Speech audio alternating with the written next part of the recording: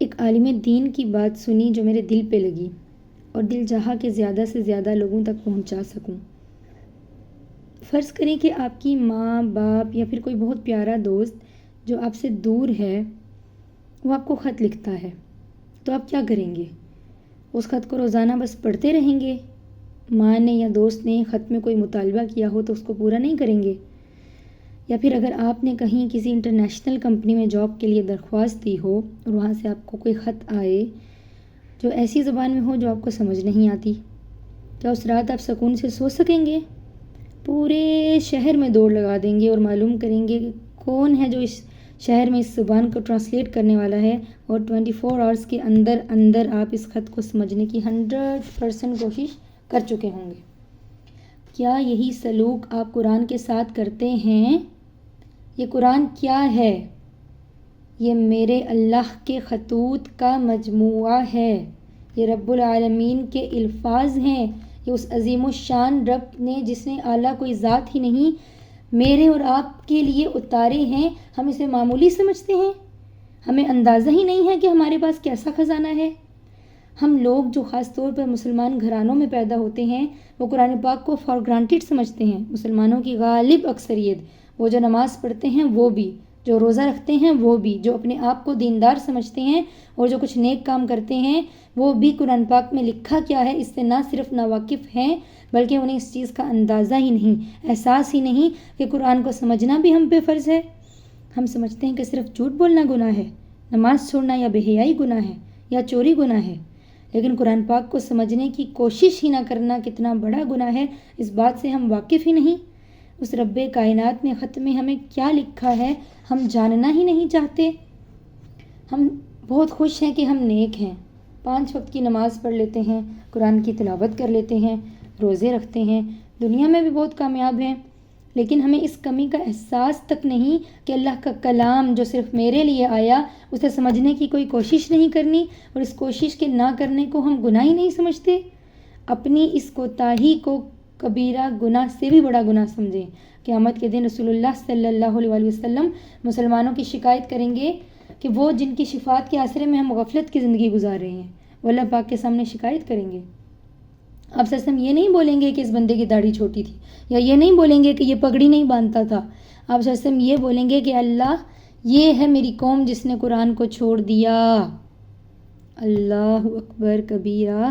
سوچ سکتے ہیں آپ اس وقت کو جب اللہ کے محبوب نے اللہ کے سامنے ہماری شکایت کر دی تو پھر کیا بنے گا ہمارا؟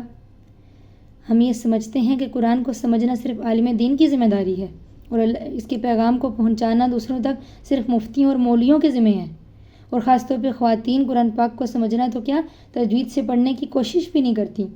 کیا اللہ کے دین کو سیکھنا اور تبلیغ کرنا صرف مردوں کی ذمہ داری ہے؟ اگر ایسا ہوتا تو نبی پاک صلی اللہ علیہ وسلم کی وفات کے بعد حضرت عائشہ رضی اللہ تعالیٰ عنہ دین کی تبلیغ کے کام کے لیے 48 سال اپنی وقف نہیں کرتی۔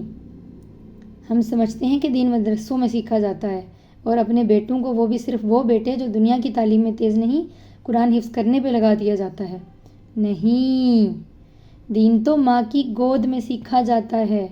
ماں جو کر کے دکھاتی ہے اور باپ جو کر کے دکھاتا ہے بچہ وہی سیکھتا ہے۔ مدرسہ چاہے کتنا ہی بڑا ہو اور کتنا بھی اچھا ہو، مدرسہ بچے کو وہ نہیں سکھا سکتا جو ماں باپ سکھاتے ہیں۔ جب خود نہیں آتا ہوگا تو کیسے سکھائیں گے؟ جب یہی نہیں پتا کہ قرآن میں کیا لکھا ہے تو بچوں کو کیا بتائیں گے؟ ہم دنیاوی تعلیم کے لیے تو بہت محنت کرتے ہیں، بہت خرچہ بھی کرتے ہیں، لیکن کیا ہمیں اس بات کی گارنٹی ہے کہ جس دنیا میں آپ اپنے بچوں کو جس دنیا کے لیے تیار کر رہے ہیں وہ دنیا وہ دیکھ پائیں گے؟ اللہ پاک ہمارے بچوں کو اپنی امان میں رکھیں، لیکن کیا ہم نہیں دیکھ رہے کہ کیسے بچے، جوان بچے اپنے ماں باپ سے پہلے اس دنیا سے چلے جاتے ہیں؟ تو کیا اس دنیا کے لیے آپ نے تیار کیا ہے ان کو جس میں جانے کی گارنٹی ہے؟ کیسے کرنی ہے وہاں کی تیاری؟ کیسے پتہ چلے گا؟ یہ ہمیں قرآن بتاتا ہے، یہ ہمیں نبی صلی اللہ علیہ وسلم کی سنت بتاتی ہے۔ قرآن صرف تلاوت کے لیے تو نہیں آیا، بچیوں کو قرآن کے سائے تلے رخصت کرنے کے لیے تو نہیں آیا، محلے داروں کو بلا کر سپارے پڑھا کر ختم قرآن کرنے کے لیے تو نہیں آیا۔ یہ قرآن تو ہمیں پکارتا ہے، ہمیں بلاتا ہے اپنی طرف کہ آؤ سمجھو تو میں کیا کہتا ہوں۔ اللہ اپنے اس خط میں کیا کہتے ہیں؟ اے انسان کہہ کر پکارتے رہتے ہیں۔ اللہ تعالیٰ سوال کرتے ہیں، پوچھتے ہیں قرآن میں کہ اے انسان بتا تو کہاں جا رہا ہے؟ اے انسان، کس چیز نے تجھے اپنے رب کریم سے غافل کر دیا؟ لیکن ہم نے تو ایسے کان بند کر کے رکھے ہیں کہ ہمیں کوئی دلچسپی ہی نہیں ہے کوئی جواب ہمارے پاس؟ ہمیں جواب تو تب پتہ ہوگا نا جب سوال سمجھیں گے. ہم کیوں نہیں سمجھتے؟ کیونکہ ہم بہت بیزی ہیں، ٹائم نہیں ہے ہمارے پاس قرآن سمجھنے کا. اور ایسا شخص جو قرآن کو سمجھنے کی کوشش نہیں کرتا، بس صرف تلاوت پہ اکتفا کرتا ہے، قرآن اس پر لعنت بھیجتا ہے. یہ میری کہی ہوئی بات نہیں ہے، یہ میرے اور آپ کے نبی محمد رسول اللہ صلی اللہ علیہ وسلم کی کہی ہوئی بات ہے کہ قرآن بہت سے لوگ پڑھتے ہیں اور قرآن پڑھنے کے دوران قرآن پہ لعنت کرتا ہے، اور قرآن کی لعنت کے اللہ پاک قبول نہیں کریں گے. یہ وہ قرآن ہے جس کو ہم تک پہنچانے کے لیے ہمارے نبی نے کیا کیا نہ برداشت کیا.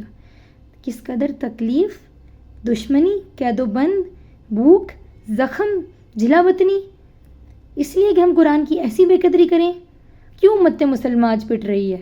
کیوں ہم آج کبھی کشمیر کو روتے ہیں اور کبھی فلسطین کو، کبھی سوڈان کو اور کبھی برما کو؟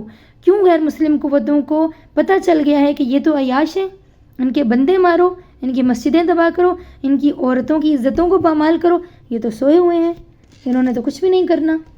ہے کوئی ایسا آج کے دن میں جس کا نام سن کر دشمن پہ ہیبت طاری ہو جائے؟ ہے کوئی جس کی دشمنی کا سوچ کر دشمن لرز جائے؟ نہیں. ہم ماؤں نے قرآن کو ہی نہیں سمجھا، ہم نے اپنے بیٹوں کو نہیں سمجھایا. ہم نے آج کے دور میں ایسے بیٹے اس امت کو نہیں دیے جو ظالم کا ہاتھ کاٹ دیں، جو ظالم کی آنکھوں میں آنکھیں ڈال کر بات کر سکیں. وہ لوگ جن کے نام سے دشمن لرزتے تھے وہ قرآن کو تھام کے رکھتے تھے، اور ہم تارک قرآن ہو کر ساری دنیا میں ذلیل و رسوا ہو گئے، تماشا بن گئے. ابھی بھی وقت ہے، پلٹ آئیں، لوٹ آئیں، بچا لیں اس امت کو، بچا لیں اس امت کو اس غفلت سے، بچا لیں اس امت کو قرآن کی ناقدری سے. جو کہا اور سنا اللہ پاک اس پر عمل کرنے کی توفیق عطا فرمائیں. اگر اس بات سے آپ کے دل پہ کوئی اثر ہوا ہو تو اسے دوسروں کے ساتھ لازمی شیئر کیجیے گا تاکہ یہ آپ کے لیے اور میرے لیے صدقہ جاریہ بن سکے. اللہ پاک ہمیں عمل کی توفیق عطا فرمائیں. وما علینا الا البلاغ المبین.